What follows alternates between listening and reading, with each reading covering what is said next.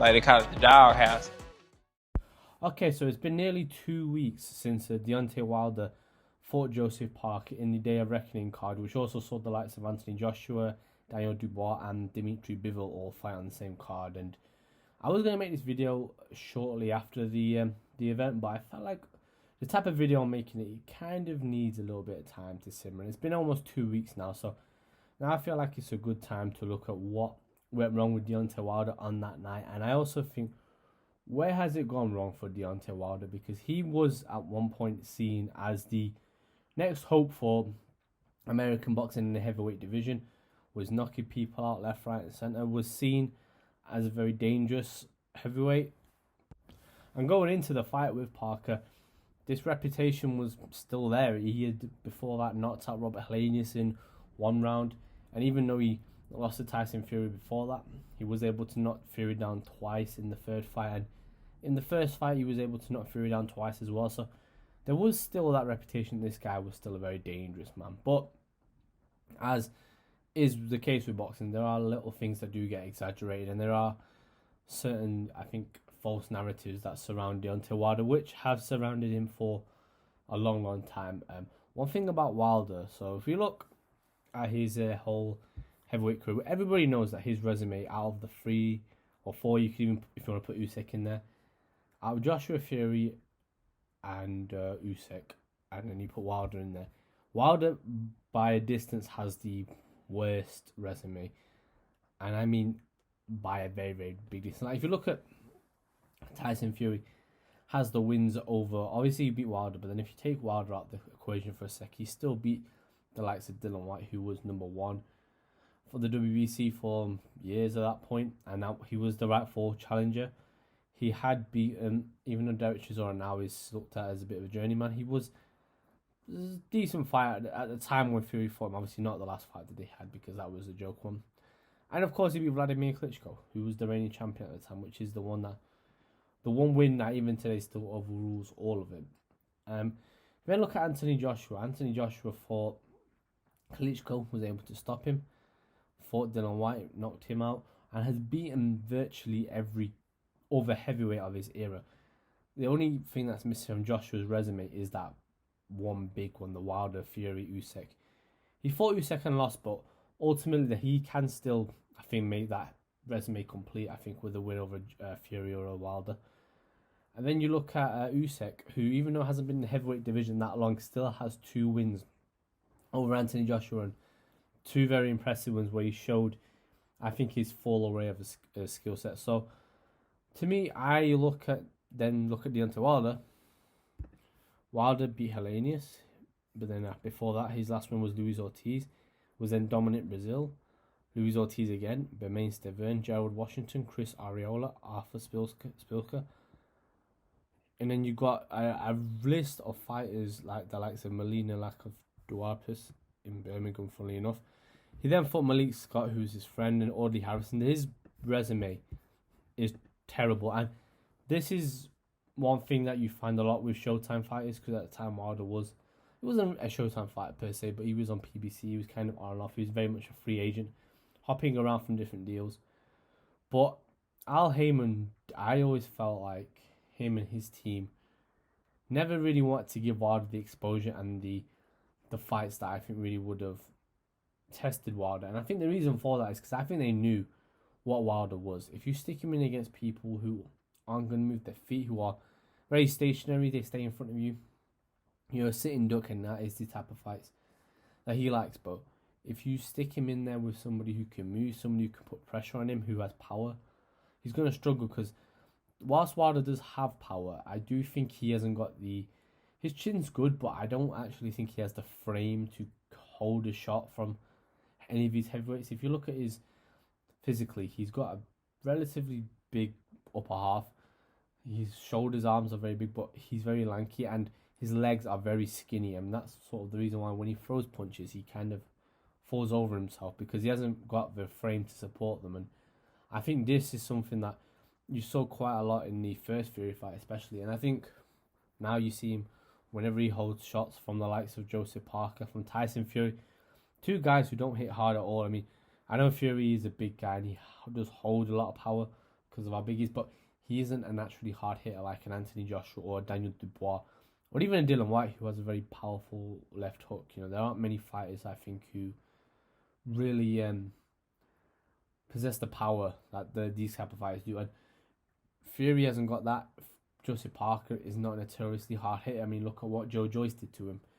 There's a lot of fighters who I think would beat Joseph Parker. I think with Fury, if you look at Francis Ngannou, is another example of a guy who hits very hard. I know he's only had one boxing fight, but if you look at his mixed martial arts bouts, in both hands, Ngannou's dangerous. So I think Wilder hasn't got the frame to support him though when he gets hit by these type of guys, and because of that, that's why you look at his resume, he's never fought anybody who really has that type of power and guys who can really put it on you. And Luis Ortiz was the best guy he fought, and Ortiz is a very old man who, whilst he's good, southpaw, Cuban, he's tricky, he stands right in front of you, and that is easy for Deontay Wilder to land that right hand. If you look at how he knocks Ortiz down, I don't know if it was the first or second knockdown he had him move, but in the first fight, it's identical to how he knocked him out in the second fight. Ortiz stands in front of Wilder, just unloads the right hand.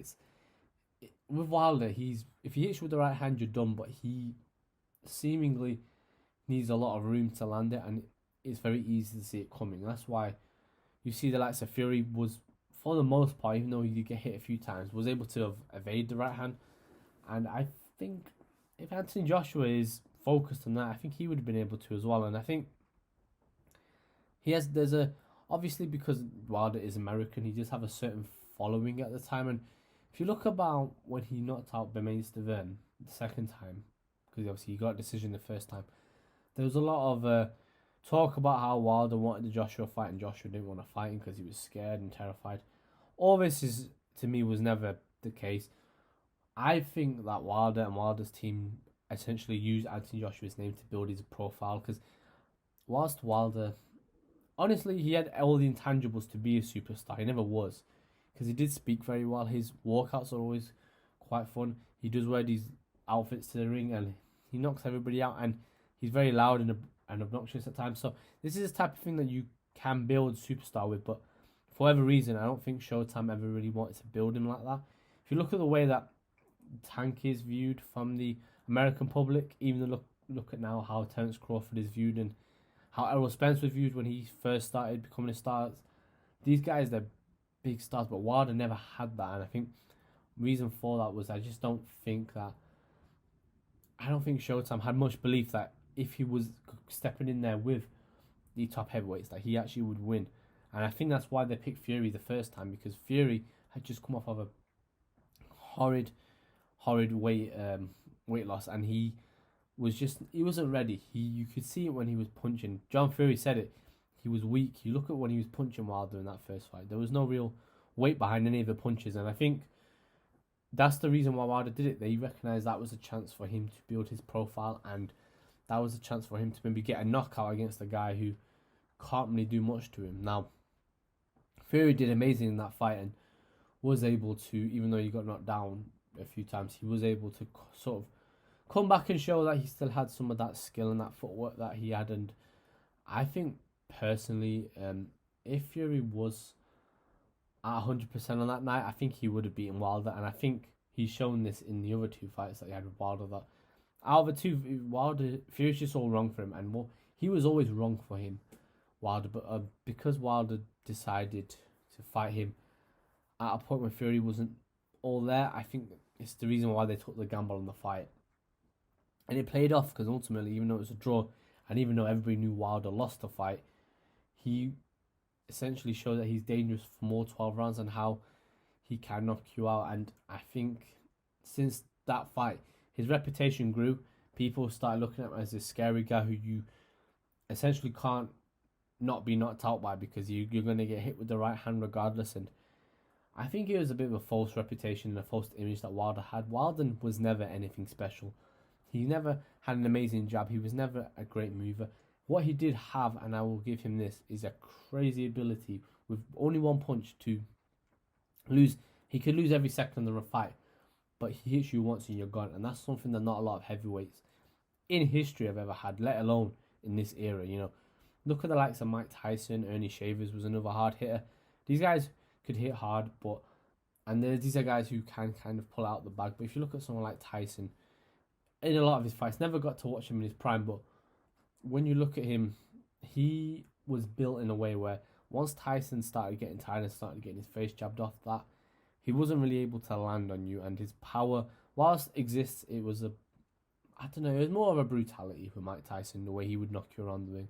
Wilder just has to touch you and you're gone, and I think it's a rare gift, I would say, because not many heavyweights have that, and that's what made him so exciting, so popular, because you knew he wasn't good, but if he touches you, you're gone with that right hand. And I think not many people actually really appreciated how crazy it was, that gift that he had. But that was all he had.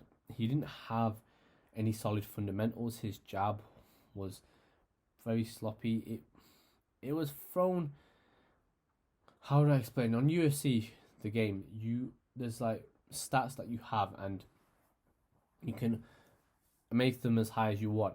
Wilder essentially put all of his attributes, all his points into power, and maybe a little bit in speed. But other than that, he wasn't really accurate with his punches. He wouldn't go to the body. He wouldn't really set up his shots. And it's one reason why I've always felt, I think it was only recently where I kind of thought Wilder would knock Joshua out, but I've always kind of felt Joshua would beat Wilder, because I always felt Joshua has multiple ways to beat Wilder, and ultimately Joshua can do what Fury does in terms of pressurizing you and using that Kronk style.